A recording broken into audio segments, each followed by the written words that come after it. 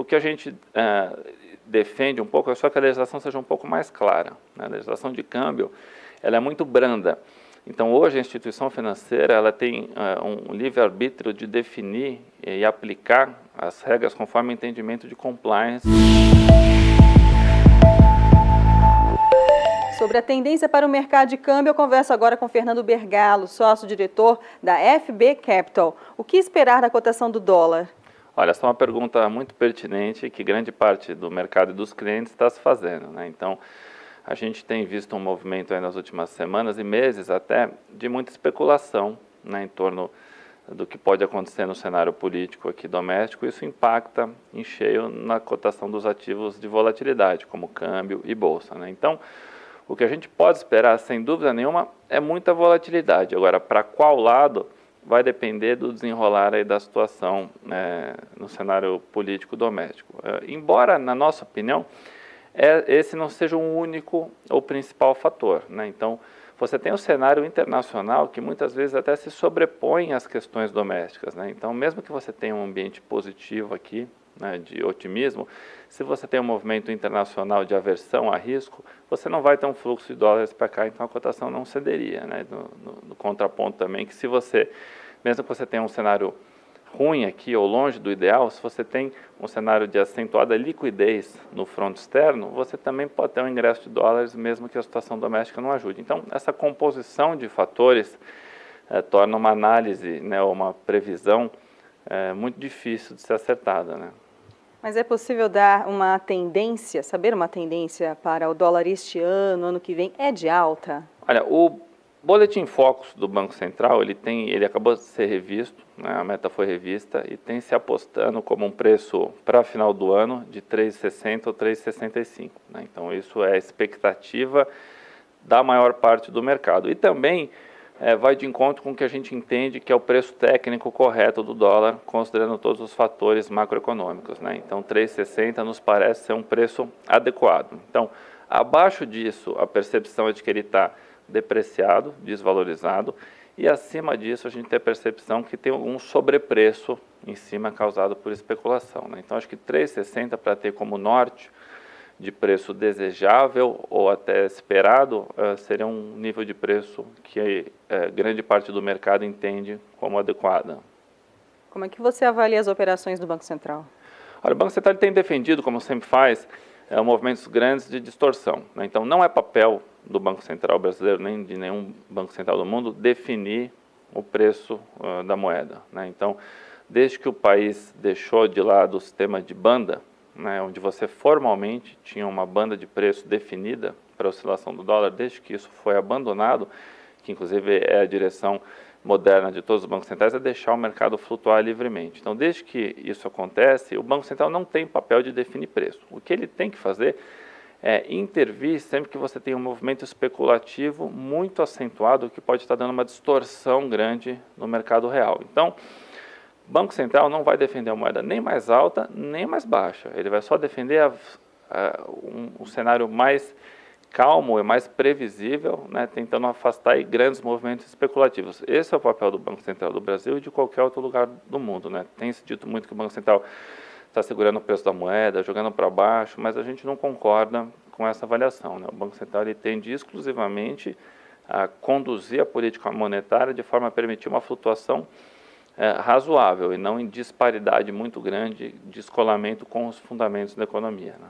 Fernando, o que de fato determina a tendência para o câmbio aqui no Brasil?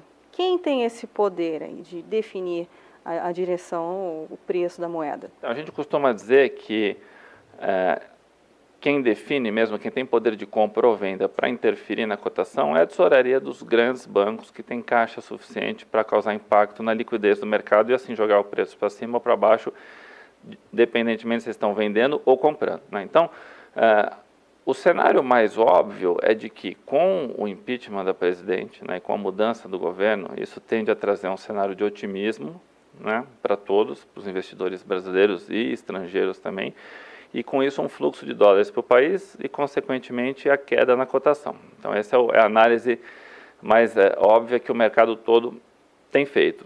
Só que a gente tem algumas variáveis aí, né, a considerar. Primeiro que o impeachment ainda não é dado como certo, ele é dado como provável, né? Então, até que se aconteça de fato o impeachment, deve ter algum ajuste, né? Segundo, como eu disse, o cenário internacional muitas vezes sobrepõe. Então, a expectativa não é em torno só do impeachment, mas em relação ao cenário internacional. Outro ponto interessante do mercado de câmbio é a dinâmica com a qual ele funciona, né? Então, muitas vezes o ajuste de preço acontece antes do fato em si. Por quê?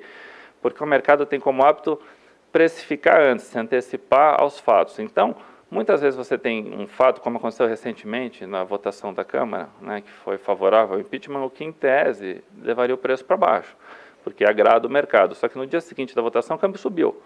Muita gente perguntou, mas por que isso aconteceu? Aconteceu porque o impeachment já estava no preço. Então, não houve nenhum ajuste com o fato consumado, porque o mercado já tinha precificado. Então, essa dinâmica é interessante, você perceber que o mercado primeiro coloca o preço e depois acontece a notícia, e não o oposto, como muita gente acha, que acontece algo e depois o mercado reage, a não ser que seja algo absolutamente imprevisto. Um corte muito grande de uma agência de rating, ou um upgrade, ou alguma coisa que estava totalmente fora do radar de todo mundo. Aí você pode surpreender o mercado e a reação vir depois. Mas a maior parte das vezes, o mercado vai dando direção do cenário econômico ou social antes, através do movimento dele de compra ou de venda. Qual a sua opinião sobre o aumento do IOF para operações de câmbio de 0,38 para 1,10 e qual foi o impacto entre seus clientes?